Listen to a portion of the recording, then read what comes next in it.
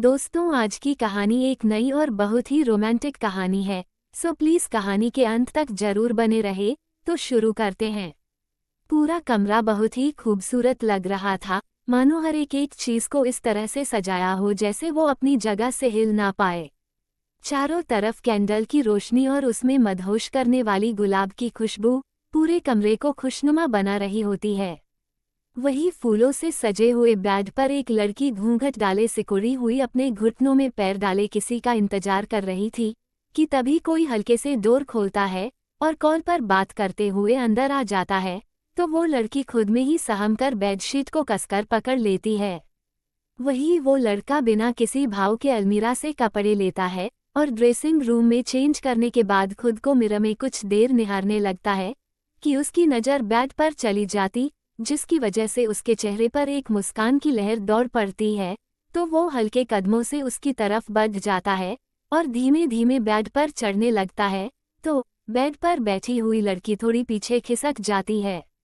वही वो लड़का बिना भाव के थोड़ा और बढ़ जाता है, तो वो लड़की थोड़ा और पीछे हो जाती है और इस बार सीधे दीवार से टकरा जाती है। तो झट से ब्लैंकेट को कसकर पकड़ लेती है और इधर उधर अपना चेहरा घुमाने लगती है कि वो लड़का बिल्कुल ही उसके करीब पहुंच जाता है और उसकी तरफ थोड़ा झुक के घूंघट सरका देता है, जिसकी वजह से उस लड़की का चेहरा नजर आने लगता है, जो दुल्हन बन बहुत ही खूबसूरत लग रही होती है। तो वो लड़का आहिस्ते से अपना हाथ उठाकर उसके गाल पर रखकर हल्के से फेरने लगता है।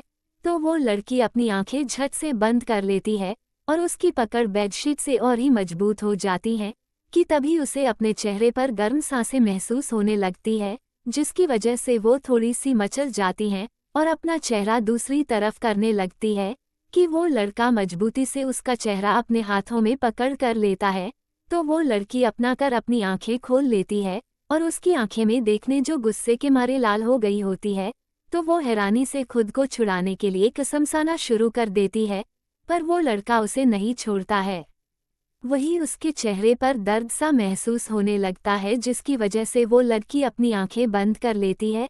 तो उसे ऐसे देख वो लड़का अपनी पकड़ ढीली कर लेता है, पर अगले ही पल उसे खींचते हुए बेड से नीचे उतारकर सीधे ही दीवार से टिका कर कहता है, कोशिश भी मत करना मेरे बेड पर आने की, वरना मैं जो करूँगा तुम सोच भी नहीं सकती। इतना कह वो लड़का उसे जलती हुई आंखों से देखने लगता है। तो वो लड़की गुस्सल भरी आवाज में चिल्लाते हुए कहती है, सार्थक, मेरी गलती क्या है? क्यों कर रहे हैं आप ये, और मुझसे जबरदस्ती शादी क्यों की? इतना कह उसकी आंखों से झरझरा कर आंसू बहने लगते हैं।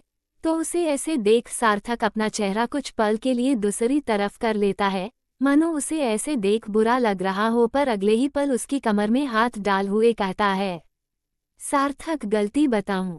कितनी गलतियां बताऊं?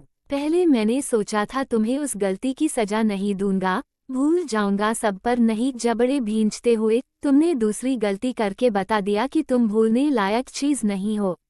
तुम्हें तो मेरे साथ रहने का शौक है ना, पूरी जिंदगी दोस्ती निभाने का शौक है ना। उसकी कमर को और कसकर पकड़ के तो निभाओ अब।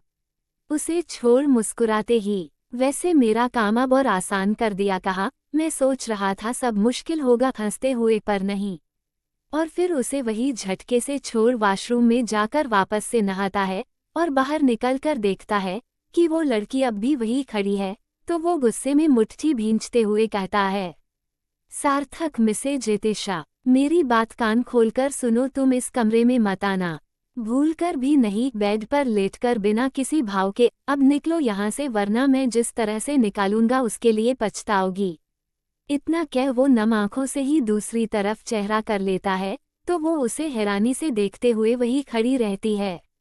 तो दोस्तों, ये था कहानी का पहला पार्ट। कैसा लगा कमेंट करके जरूर बताएं। धन्यवाद। जय हिंद, जय भारत।